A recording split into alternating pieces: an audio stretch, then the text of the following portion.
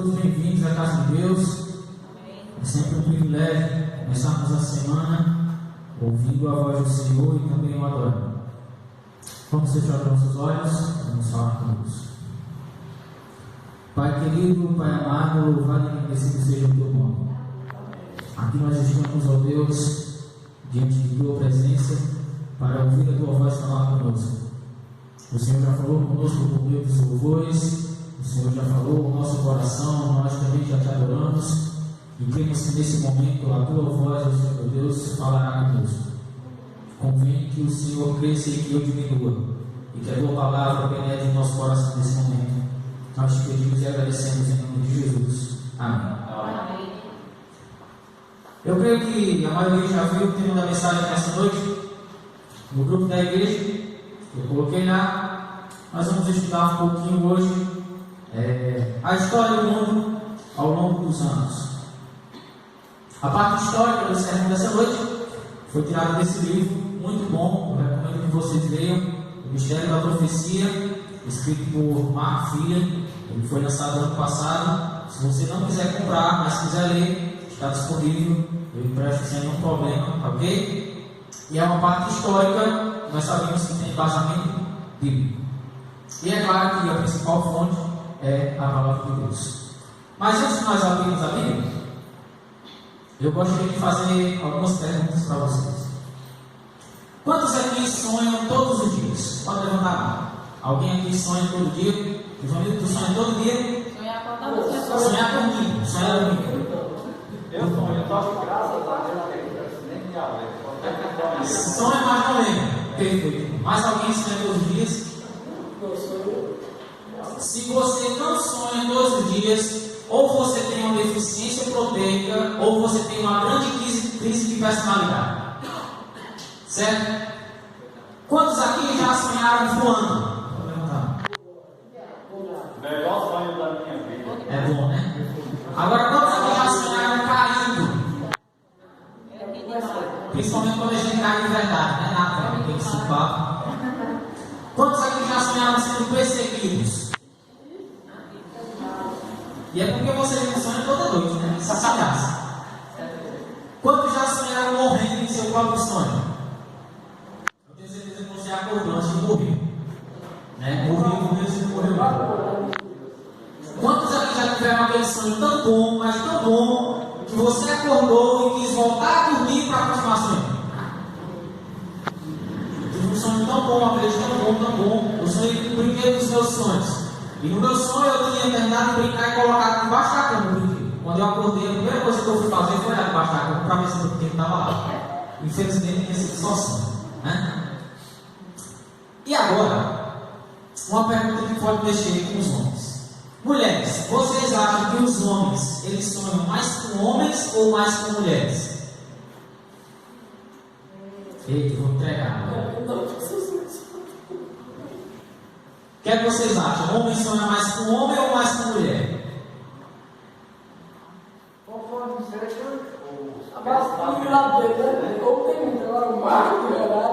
É o seguinte, de acordo com uma pesquisa, os homens, 70% dos personagens que aparecem nos sonhos dos homens, eles são homens.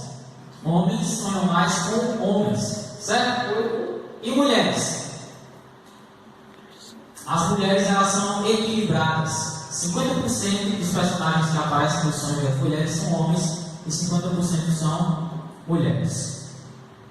E quantos aqui já sonharam e quando acordaram não se lembravam mais do que haviam sonhado? Todo mundo já teve um sonho disso, né? Que sonhou e acordou doido para se lembrar para contar para a pessoa, mas não lembra. É o seguinte, as pesquisas elas dizem que se você continuar dormindo por 5 minutos depois de ter sonhado, você já apagou 50% do seu sonho. Então você sonhou, terminou de sonhar, continuou dormindo por mais 5 minutos, 50% do seu sonho já foi esquecido. Tem sonho, que eu sonho, aí me acordo, aí eu vou dormir e sonho novamente, contando o que eu sonhei. Ah, bem, que interessante. E aí, se você dormir 10 minutos depois de ter terminado o sonho, só fica 10% do seu sonho. Então, o que acontece não é que a gente não sonha toda noite, é que a gente sonha, mas não lembra que sonhou, certo? Mesmo que nem todos toda noite, mas eu tenho certeza que pelo menos a grande maioria sim. Ok? O nosso cérebro, ele trabalha mais dormindo do que acordado. Pode falar. Eu já sonhei num dia e no outro dia eu sonhei a continuidade do sonho. Tá vendo? Interessante, né? E essa parte de sonhar e não lembrar foi exatamente o que aconteceu com o personagem que nós vamos estudar nessa noite. Nós vamos viajar aproximadamente 2.600 anos atrás, pode passar, até a cidade da Babilônia. E chegando lá, pode passar, nós vamos ao palácio. Esse palácio pertence ao rei Nabucodonosor. E dentro desse palácio nós vamos até o seu quarto, pode passar. Aí o camarada passa, pronto, aí. Ali, Nabucodonosor, ele teve um sonho. E é esse sonho que nós vamos estudar nessa noite. Abra sua Bíblia, em Daniel capítulo 2, deixa aberto.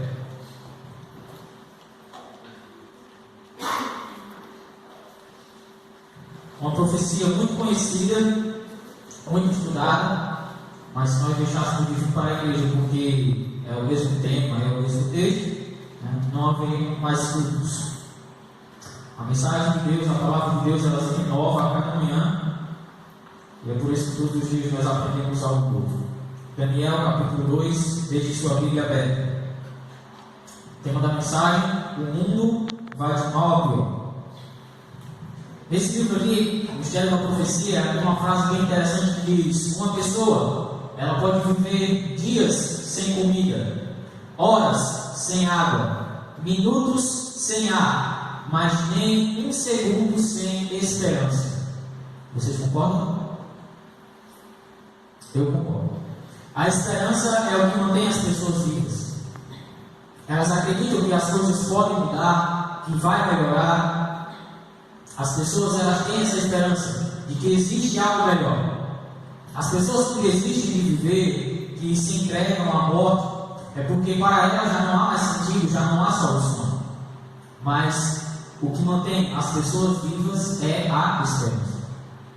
Quase diariamente eu vejo nas redes sociais de uma pessoa aqui da nossa cidade a seguinte frase: dias melhores virão.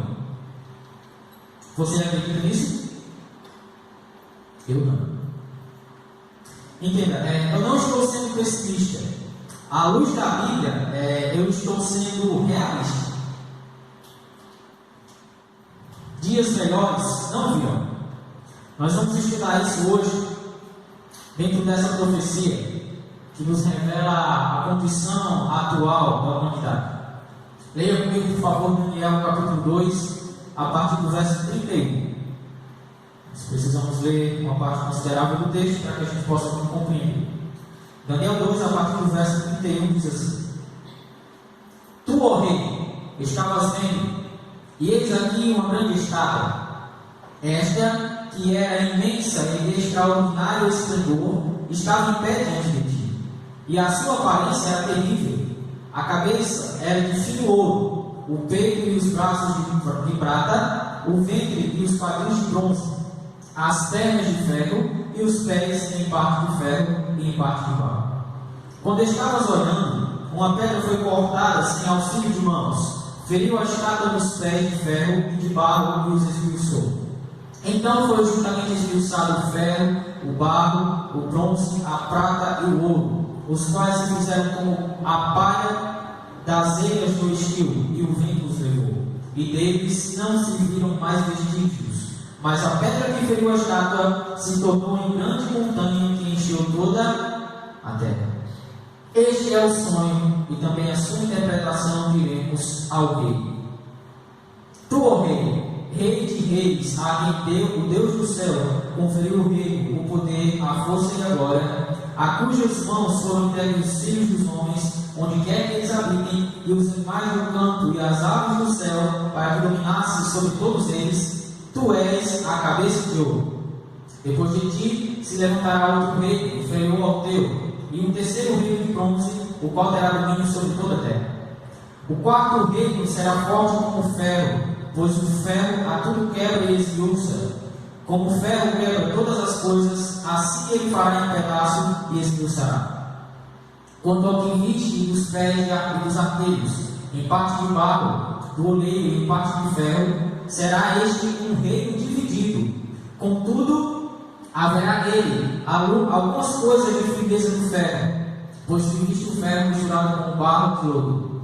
Como os aqueles dos pés eram parte de ferro e parte de barro, assim por uma parte o reino será forte, e por outra será frágil.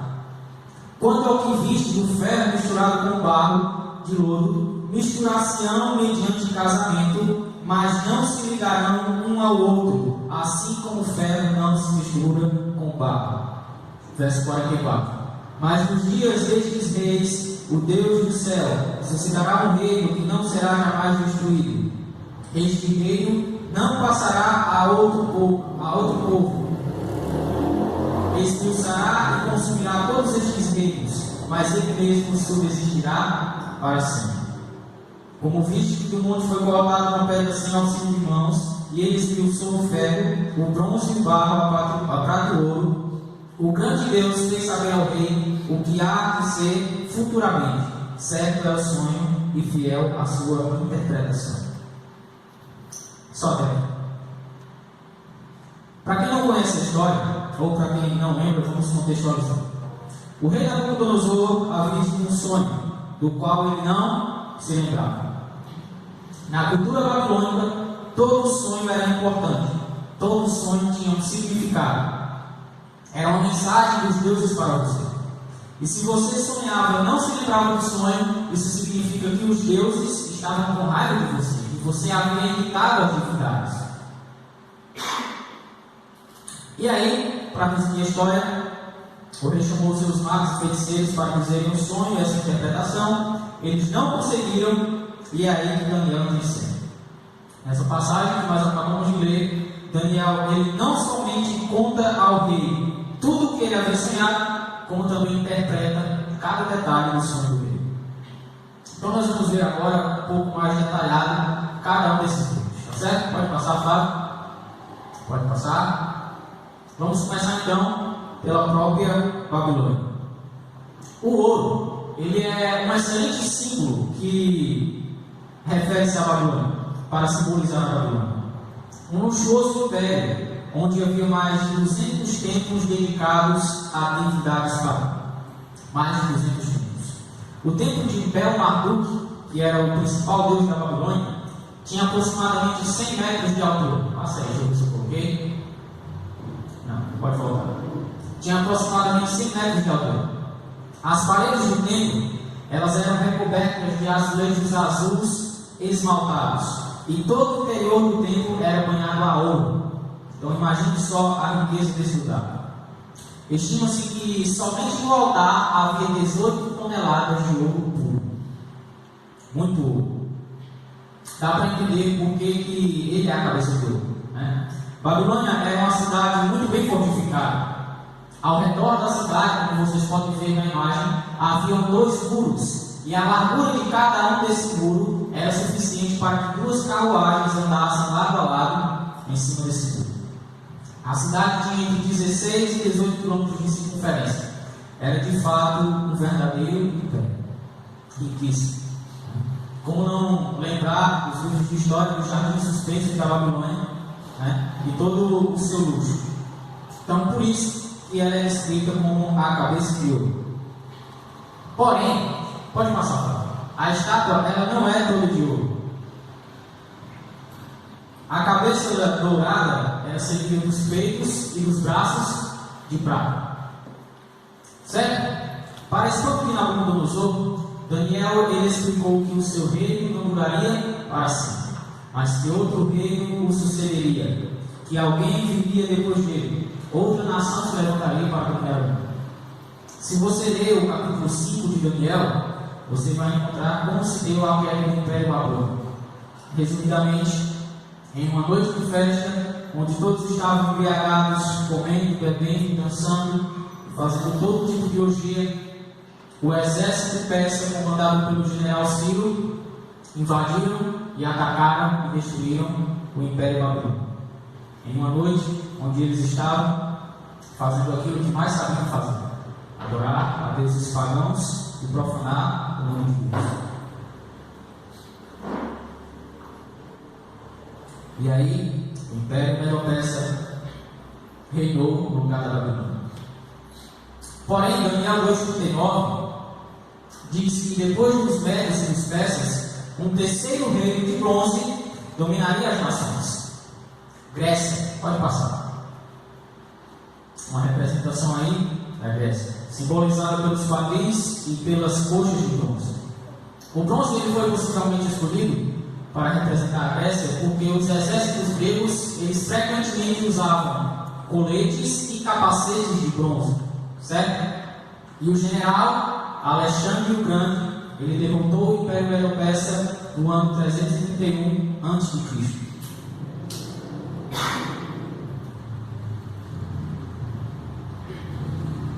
Alexandre, ele queria unir o mundo por meio da cultura, da língua e da filosofia grega. Ele queria que todo mundo fosse literalmente grego. Ele era um brilhante estrategista militar, implacável guerreiro e um lutador indomável, apesar de ser, pasmem, gay. Ele era todas essas coisas, certo? O próprio Alexandre, muitas vezes, ele liderava seus soldados no meio das batalhas. E quando ele tinha 30 anos de idade, o Império Grego já era considerado uma potência mundial. A história declara que Alexandre ele lamentava o fato de não haver outros mundos para serem conquistados por ele. Imagine a audácia desse camarada. Mas o reino dele, de acordo com a Bíblia, também não duraria mais. Outro reino viria após ele. E em seguida, um quarto império se levantaria, simbolizado pelas pernas de ferro. Roma, pode passar. Roma governou de 168 a.C. até 476 depois de Cristo. Nós sabemos que Jesus nasceu e morreu na jurisdição do Império Romano. A Bíblia ela predisse que o Império Romano ele seria forte como ferro, e o seu exército dominou a Europa, o Oriente Médio e o Norte da África. Os romanos eles uniram o seu império com um sistema de estradas, o culto aos seus deuses, suas culturas e um exército forte e implacável que dizimava qualquer oposição que aparecesse à terra. Então, de fato, Roma, de acordo com a Bíblia e com os livros históricos, era um verdadeiro império que dominava com punhos de ferro. Vamos fazer uma pausa. Até aqui, nós vimos 4 reinos, 4 impérios, certo? Babilônia, Medo-Pérsia, Grécia e Roma. Interessante é que nós não estamos lendo nenhum livro de história do ensino médio. Nós estamos lendo a Bíblia. O livro de Daniel ele foi escrito há aproximadamente 2.600 anos atrás. É muito tempo. Ou seja, centenas de anos antes dessas nações habitarem a terra. E minuciosamente, detalhadamente, a Bíblia descreve com precisão a sequência exata de cada um desses impérios. A mesma sequência encontrada nos livros de história, em qualquer escola, em qualquer biblioteca. Daniel capítulo 2 é um dos indícios mais fortes da veracidade da Bíblia, de que o texto bíblico de fato é verdade. A Bíblia ela não confirma a história. Ao contrário, a história segue a Bíblia, porque Deus tem em suas mãos o controle bíblico. Amém? Amém. Daniel capítulo 2 é uma forte prova que nós temos contra qualquer relato ou contra qualquer pessoa que diga que o texto bíblico não é verdade. Porque aqui nós temos a divisão de um império e que hoje se encontra no continente europeu, exatamente como está descrito na Bíblia. Nós vamos ver isso daqui a pouco. Mas e aí? Acabaram os reis? Não. O mais lógico é que seria supor que depois do quarto rei haveria um quinto, um sexto, um sétimo e assim por diante, não é? Um metal inferior ao ferro, e depois outro, e depois outro. Mas aqui acontece algo que foge da lógica, que foge do comum. O que é que nós sabemos sobre a guerra de Roma? Roma ela foi conquistada por um quinto rei? Não. Ela foi dividida. Ela foi exatamente minada em suas bases, assim como aconteceu no sonho de Nabucodonosor. Ele viu pés em partes de ferro e em partes de barro e arteiros, ou seja, dedos, 10 dedos para serem exatos. É isso? E aí agora, nós vimos então, passa aí por favor, uma aula de história. Que continente é esse? Quem sabe? Esse é o continente europeu, certo? Isso aqui que vocês estão vendo era todo o domínio do Império Romano, o último dos 4 reinos, certo? Isso ali, todas essas cores, era tudo isso que Roma dominava. Até que 10 tribos bárbaras, vindas do norte, atacaram o Império Romano, dividindo-os em pedaços. Roma, ela não foi atacada por um único reino, ela foi minada em suas bases, ela foi atacada em todos os seus cantos. E por isso não existe uma sucessão de reino, não existe um único rei que vem após Roma. E hoje a divisão dos países que nós conhecemos, Inglaterra, Alemanha, Itália, Espanha, Portugal, França, África, todos um dia eles foram o Império Romano. E agora são países divididos graças a tribos que invadiram e dominaram o Império Romano. A Bíblia, ela deixa bem claro: barro e ferro não podem se misturar. Barro e ferro não vão se misturar nunca jamais. Mas Daniel ele deixa claro que depois de Roma, ou melhor, que depois que Roma fosse dividida, assim como nós estamos vendo, haveriam tentativas de reunir o império por meio de casamentos entre diferentes familiares. Daniel 2,43 diz isso. Diz assim: quanto ao que viste do ferro misturado com barro de lodo, misturar-se-ão mediante casamento, mas não se ligarão um ao outro, assim como o ferro não se mistura com o barro. Certo? Isso se refere à maneira como as famílias imperiais elas se uniam por meio de casamento, na tentativa de unificar o velho Império Romano. Por exemplo, Napoleão ele se divorciou da sua esposa Josefina e se casou com Maria Luísa da Áustria, numa tentativa de unir pelo casamento toda a Europa. Mas isso não deu certo. Se você procurar no YouTube reportagens Unificação do Império Europeu, vocês vão encontrar várias tentativas que houveram durante a história de unir esse reino, de unir o Império Europeu novamente. Mas por que não acontece? Porque é bíblico. Deus disse que não se uniria. Certo? Simples assim. Deus, por meio do seu servo, disse: não vai se unir, e não vai. Mas agora, o que toda essa história tem a ver comigo? Tem a ver com o tema dessa noite. O mundo vai de mal a pior. Passa. Sequência: ouro, prata, bronze, ferro e barro. Aonde que ferro e barro é melhor do que ouro? Então, aonde que ferro vale mais do que ouro? Não vale. O mundo ele não começa ruim e termina bom. O mundo ele começa ruim, ouro, e termina pior ainda. Ferro e barro. Uma mistura que aparentemente, ou melhor, que com certeza não dá certo e que é frágil.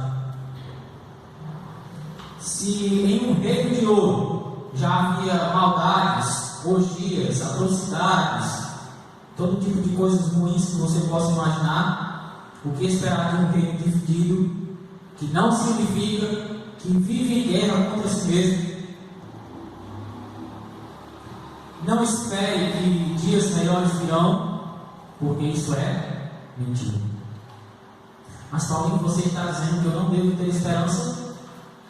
Sim, eu estou dizendo que você não deve ter esperança nesse mundo, que você não deve depositar a sua esperança nos governadores da terra ou em nada que esse mundo aparente oferecer de bom.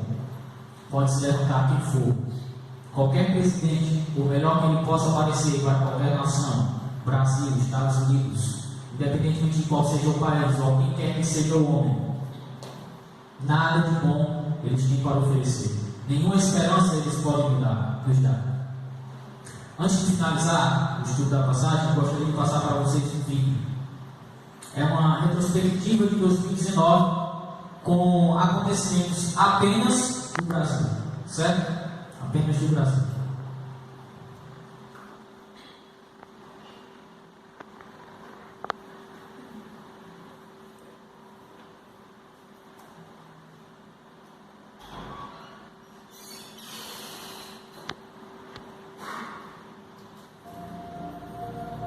Desde crimes ambientais a desastres dos centros urbanos, o ano de 2019 ficou marcado por diversas tragédias no Brasil. O país sofreu com notícias de incêndios, desabamentos e outros acontecimentos catastróficos que não serão esquecidos no encerramento desta década.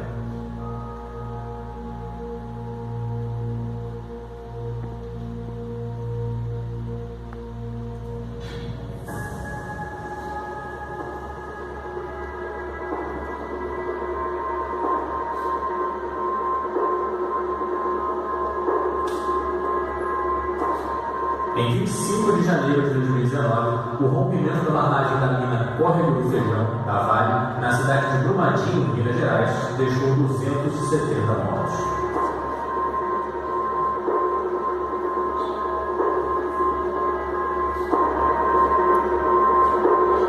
Quase um ano após a tragédia, 13 vítimas ainda não foram encontradas.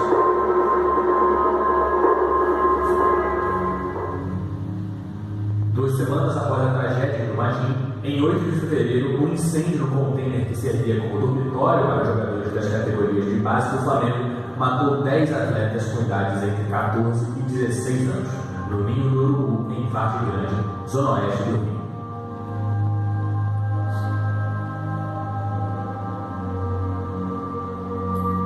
Dez meses após o acontecimento, ainda não há um acordo definitivo entre as famílias das vítimas e o Flamengo, que ainda responde na justiça pela tragédia.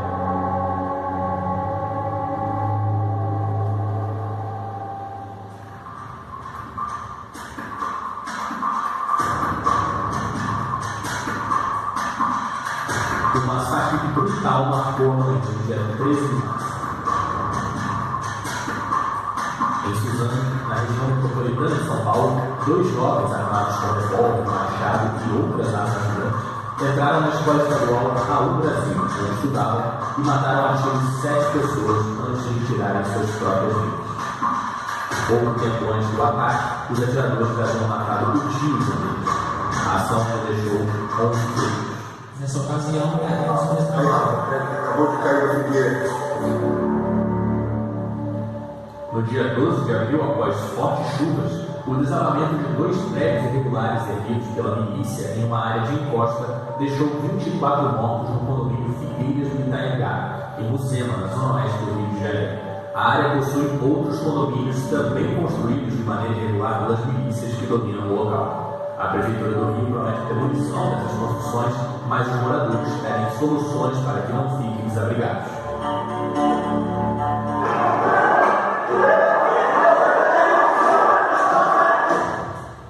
Nos meses de maio e julho, os estados do Amazonas e do Pará viram massacres acontecerem dentro de penitenciários locais. No Amazonas, o complexo penitenciário Anísio Jobim teve 25 mortos no dia 26 de maio em uma briga de facções.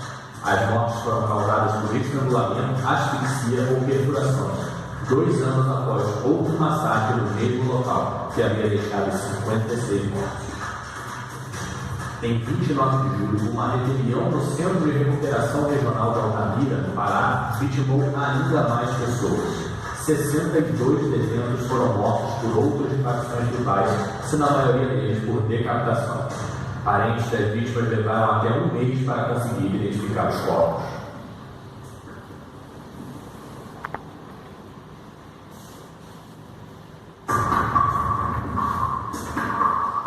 Já no mês de agosto, não só o Brasil, mas todo o mundo voltou os olhos para a floresta amazônica. As queimadas na mata se intensificaram em 2019 e atingiram quase 25 mil quilômetros quadrados de área verde, segundo o Instituto de Pesquisas Espaciais, 4 vezes mais do que no ano anterior.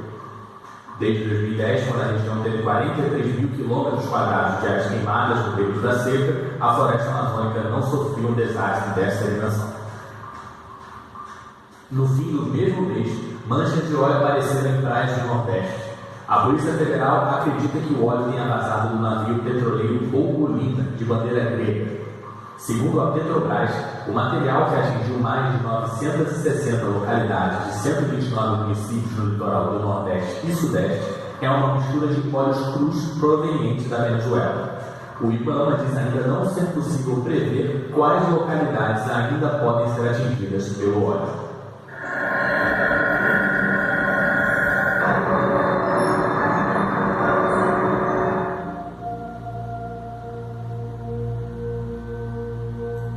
O Hospital Badim, na Tijuca, zona norte do Rio, sofreu um incêndio de grandes proporções no dia 12 de setembro. O fogo começou devido a um curto-circuito no gerador de energia instalado no subsolo do hospital, que possuía grande quantidade de combustível. O produto alimentou uma fumaça que tomou todo o prédio com muita rapidez, deixando pelo menos 20 pessoas mortas, a maioria por asfixia. As vítimas fatais do acidente eram idosos e pacientes do hospital.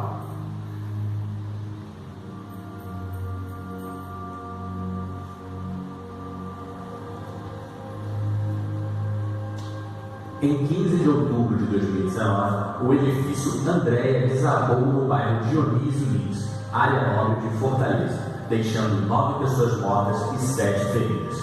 Segundo a prefeitura da cidade, o edifício estava em situação irregular, sem documentação que atestasse a existência do prédio. Imagens de câmeras de segurança mostraram que colunas do edifício estavam danificadas e passavam por reparos no dia do desabamento. Vai melhorar. Nós não devemos ter essa esperança. Isso só machuca cada vez mais a nossa alma, acreditar que existe dias melhores sobre essa terra. O coronavírus vai passar? Sim, vai. Mas há coisas piores, pode perceber. E não é por isso que nós devemos estar tristes, desesperados ou preocupados. Desastres naturais ou com intervenção humana acontecem diariamente à nossa volta. Então, onde é que nós devemos depositar a nossa esperança? Praticamente todas as partes do sonho do rei já se cumpriram, exceto uma. Todo o restante aconteceu exatamente como foi pedido: reino após reino, nação após nação, mas ainda existe algo que não aconteceu. Volte os olhos para Daniel capítulo 2, verso 44. Mas nos dias destes reis, o Deus dos céus suscitará um reino que não será jamais destruído. Este reino não passará a outro povo, esmiuçará e consumirá todos estes reinos, mas ele mesmo subsistirá para sempre. Amém? Essa pedra grandiosa pode passar. Esse último reino, que de acordo com Daniel nunca mais será destruído, mas que existirá para todo sempre, é o reino de Cristo Jesus, que será estabelecido nessa terra e restaurado para todo sempre. Quer depositar sua esperança em alguma coisa? Tenha essa esperança, tenha essa certeza. Todos os reinos passaram, todos esses reinos que ainda existem passarão, mas Daniel diz de que um dia um rei virá. Pode passar. E eu imagino agora uma pequena nuvem aparecendo na nebulosa de óleo. E essa nuvem começa a aumentar. E no meio dessa nuvem eu vejo um homem sentado no trono. Esse homem, ele tem cabelos brancos, os seus olhos brilham como chamas de fogo. Em sua coxa está escrito Rei dos Reis e Senhor dos Senhores. Os seus pés, eles brilham como bronze polido. E à medida que se aproxima, percebe-se que esse homem, ele não vem sozinho, mas ele vem acompanhado de milhares e milhares de anjos. E ao som da sua voz, da sua ordem, esses anjos, eles saem para os 4 cantos da terra, para reunir todos os seus filhos, aqueles que estiverem vivos e aqueles que ressuscitaram nesse período. E em uma viagem maravilhosa, juntamente com ele, com todos aqueles que amamos, nós subimos ao céu. Uma viagem que durará 3 dias e meio. conhecendo os mundos criados, as galáxias, até nós chegarmos ao terceiro céu, onde habitaremos ali por 1000 anos. E depois desse período de férias maravilhoso, nas mansões celestiais, o reino de Deus voltará para esse mundo agora restaurado, e aqui será estabelecido para todo sempre. E quando tudo isso acontecer, então se ouvirá a frase: o grande conflito terminou. Pecado e pecadores não mais existem. O universo inteiro está glorificado. Uma única pulsação de harmoniosa alegria vibra por toda a vasta criação. Aquele que tudo criou emana vida, luz e alegria por todos os domínios do espaço infinito. Desde o minúsculo átomo até o maior dos mundos, todas as coisas, animadas e inanimadas, em sua serena beleza e perfeita alegria, declaram que Deus é amor. Amém. E é com essa palavra que eu encerro essa conversa. Amor. Por amor a mim e a você, todas essas coisas vão acontecer de fato. Sabe por quê? Sabe por que o apelido? Porque Jesus prometeu. E todas as suas promessas já se cumpriram. Deixaria essa a mais importante de se cumprir? É claro que não. Eu espero por esse dia. Mas nós não devemos somente esperar, nós devemos nos preparar. 3 perguntas finais. Você sabe o dia da sua morte? Você sabe o dia da vida de Jesus? Se você não sabe o dia da sua morte, se você não sabe o dia da vida de Jesus, se eu também não sei, o que é que nós ainda estamos fazendo? Despreparados ou tentando depositar a nossa confiança em mãos humanas? Nós devemos confiar de que tudo isso sim um dia vai passar, mas somente quando o reino eterno do nosso Deus seja estabelecido sobre essa terra. E se você quer, assim como eu, que esse dia chegue logo, por favor, se coloque em pé, vamos juntos orar.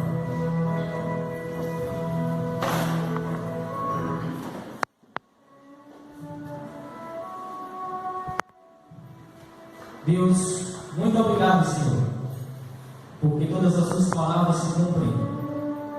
Tudo aquilo que o Senhor prediz por meio dos teus servos, tudo que está escrito no livro sagrado, se ainda não aconteceu, mas está para acontecer logo em breve.